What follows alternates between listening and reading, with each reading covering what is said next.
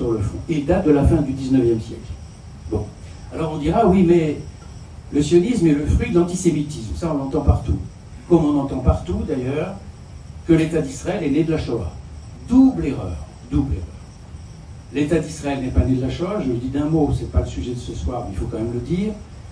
Au contraire, c'est à cause de la Shoah que l'État d'Israël a failli ne pas voir le jour.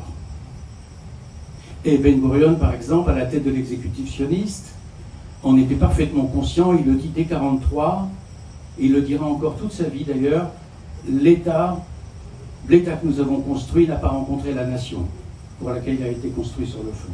Parce qu'effectivement, ne jamais perdre de vue qu'en 1939, sur 17 millions de juifs dans le monde, vous en avez environ 11 à 12 millions qui vivent en Europe.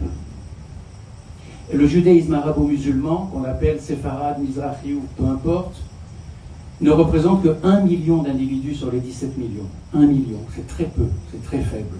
Le gros du judaïsme mondial est un judaïsme ashkénaze. Il est essentiellement basé en Europe orientale et aux États-Unis, bien sûr. Fruit de l'Europe orientale. Bon. Donc, la